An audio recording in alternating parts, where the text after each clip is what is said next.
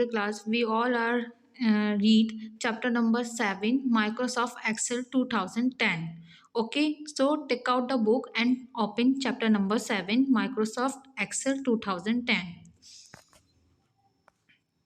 So students, in this chapter हम जो learn करेंगे वो है future of Microsoft Excel, starting Microsoft Excel workbook and worksheet, component of worksheet, moving around the worksheet, entering data in a worksheet and type of data, performing calculation, working with the worksheet, saving a workbook. ये सारे हमारे topics हैं जो हम इस chapter में cover करेंगे. So let's get started.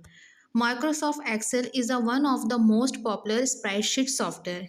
इस सॉफ्टवेयर को हम स्प्रेडशीट सॉफ्टवेयर के नाम से कॉल करते हैं, जैसे हम MS वर्ड को डॉक्यूमेंट के नाम से कॉल करते हैं.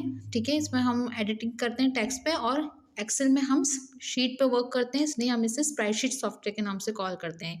It is widely use to perform mathematical calculation. The data is spread in a tabular form consisting of the rows and columns. It provide inbuilt feature and tools such as formulas, function, and edit analyzing tools, and that make it is too easier to work with the large amount of data.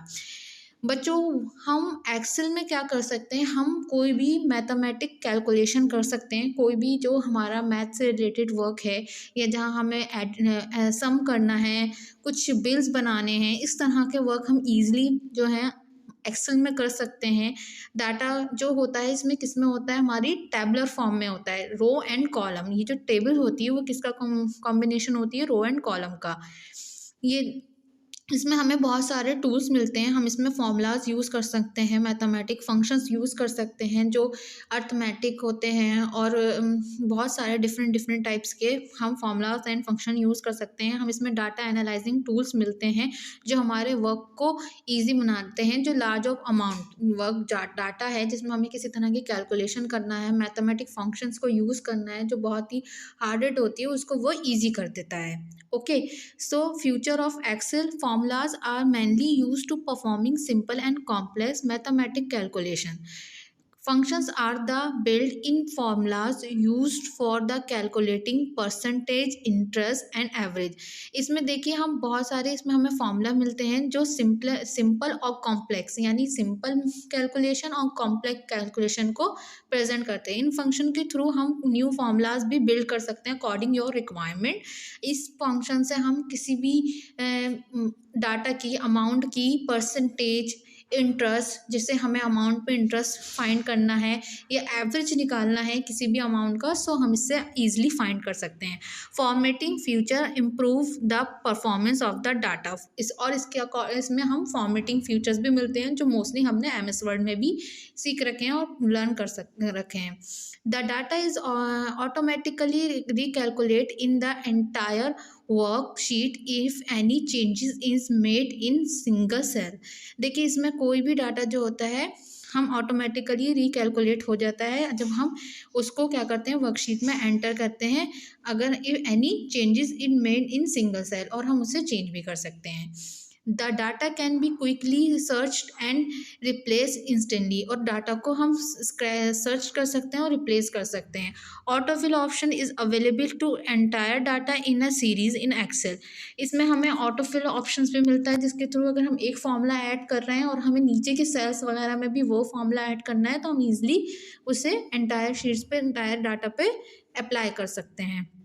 Data can be viewed in a graphical form such as charts, which help to understand, analyze, and compare data in a effective manners. These advanced features have made Microsoft Excel the first choice from professional to quickly perform length according to accounting and financially task and make the immediately decision. देखिए इस तरह की जो advance feature हैं जो हमें Excel provide करता है, ये प्रोफेशनली यूज़ करते हैं जो प्रोफेशनली वर्क करने के लिए, जैसे कि कहीं अकाउंट का वर्क है, ट्रांजैक्शन का है, हमें रेगुलर की अटेंडेंस मार्क करनी है, हमें मार्क लिस्ट बनानी है. ठीक है, जिससे फाइनेंशियली अगर कोई भी टास्क है उसमें ताकि हम इमीडिएटली कोई भी डिसीजन ले सकें, ताकि हमें जल्दी से हमें रिजल्ट प्रोवाइड हो जाए. जाए। ठीक है, स्टार्टिंग माइक्रोसॉफ्ट एक्सेल कैसे स्टार्ट होगा, देखिए जैसे ये आपको फिगर में शो हो रहा है। सबसे पहले हमें स्टार्ट बटन पे क्लिक करना है और ऑल प्रोग्राम पे क्लिक करेंगे। वहाँ पे आपको माइक्रोसॉफ्ट ऑफिस का एक फोल्डर मिलता है जिसमें आपको चूज़ करना हो। माइक्रोसॉफ्ट एक्सेल में आप जब आप वो फोल्डर आपके सामने ओपन होगा तो वहाँ पर आप माइक्रोसॉफ्ट एक्सेल 2010 पर क्लिक करेंगे। देन आपके सामने ये एक्सेल की जो विंडो है वो ओपन हो जाएगी। वर्कबुक एंड वर्कशीट, जैसे कि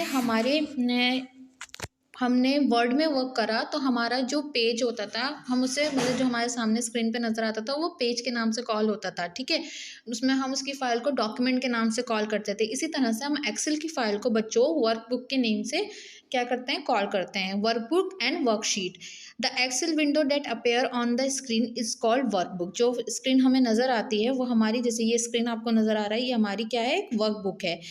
It is the sign of default name is book 1.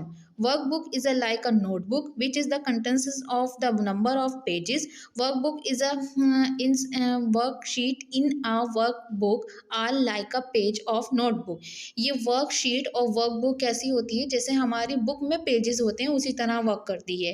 और worksheet is the grid line area made up of the rows and columns, जो किससे बनी है, रो एंड कॉलम के कॉम्बिनेशन से बनी हुई है। जबकि बच्चों मैं आपको प्रीवियस क्लास में मैंने आपको वर्ड में भी टेबल क्रिएट करना बताया था, सिखाया था, रो एंड कॉलम्स के बारे में समझाया था। उन्हीं रो एंड कॉलम के जो कॉम्बिनेशन से हमारा ये वर्कशीट रेडी होती है।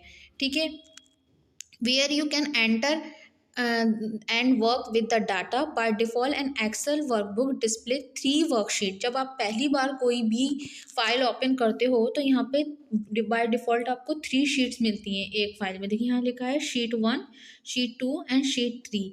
ये बाय डिफ़ॉल्ट आपको क्या होती है, 3 शीट्स मिलती हैं eight the bottom with the name sheet 1, sheet 2 and sheet 3.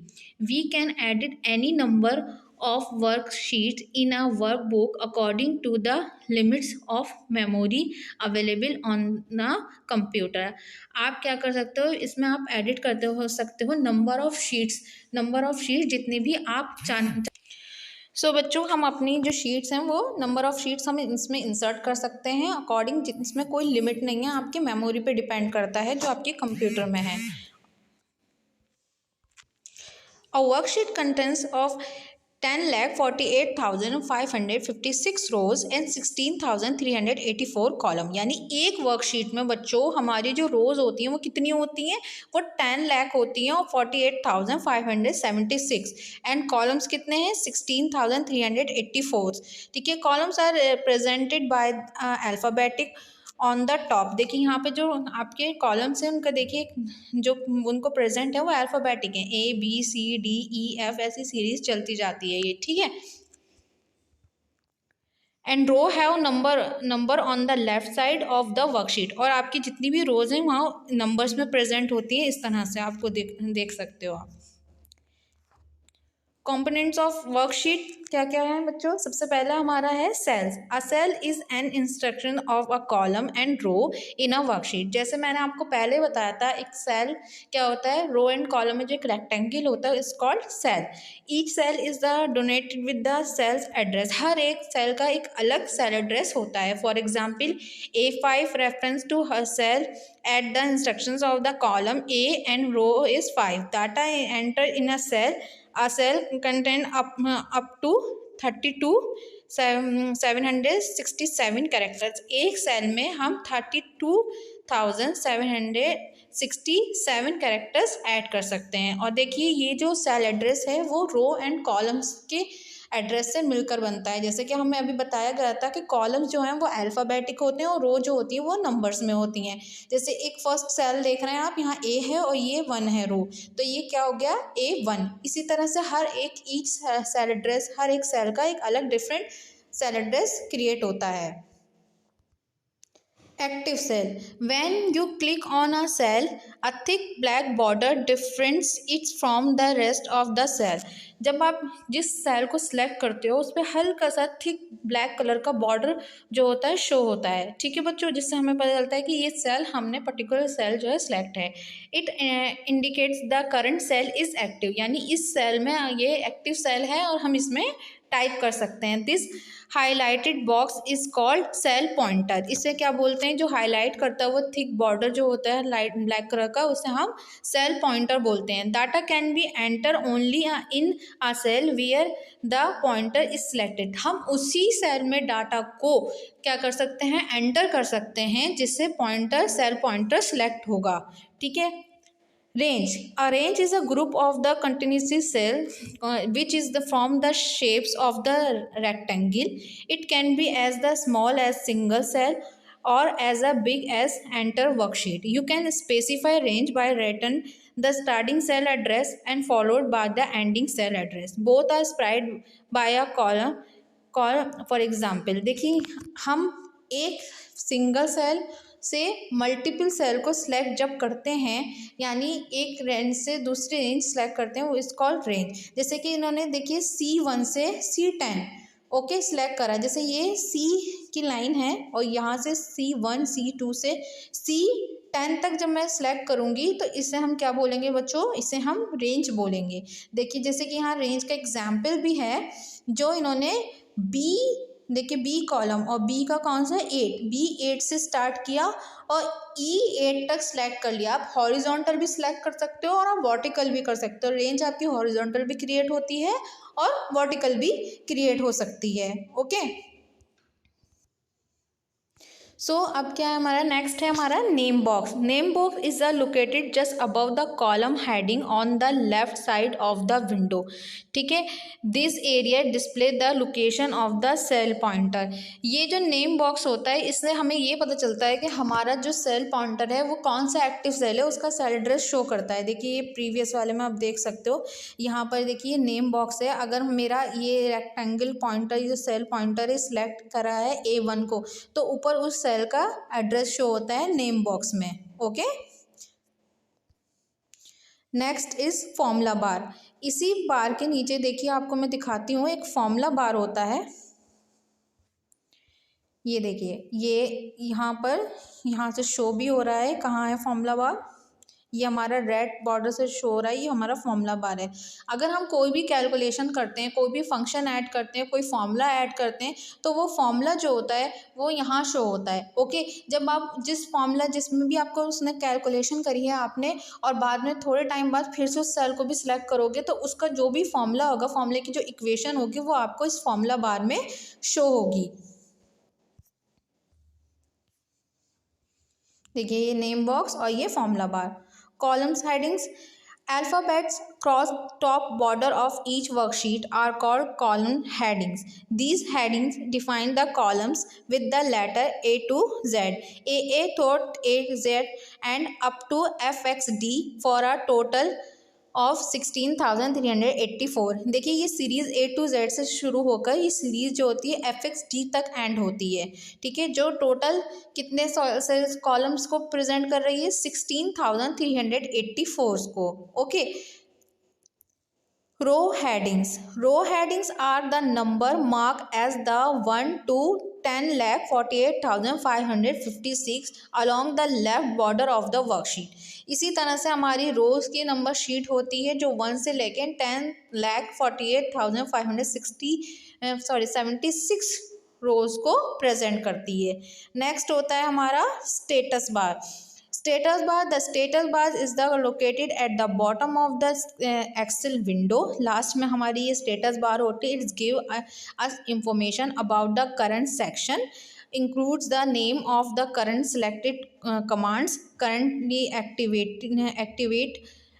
It also display the wearing a message, warning message. जैसे कि आपको कोई भी अगर कोई प्रॉब्लम है, कोई नोटिफिकेशन है, तो वो आपको वहाँ शो होगा। देखिए स्टेटस बार का वर्क बच्चों, जहाँ पे भी आप करंटली अपना पॉइंटर से वर्क कर रहे हो, तो वो उस सेल को जो है शो करता है। जब करंट आप एक्टिविटी कोई कमांड यूज़ कर रहे हो, तो वो भी उसका वहाँ पर वो शो करता है। और कोई वार्निंग मैसेज होती है, तो वो भी हमारी स्टेटस बार पे ही शो होती है। सो स्टूडेंट्स, आज की क्लास में हमने कंपोनेंट ऑफ एक्सेल तक जो है हमने डिस्कस किया है।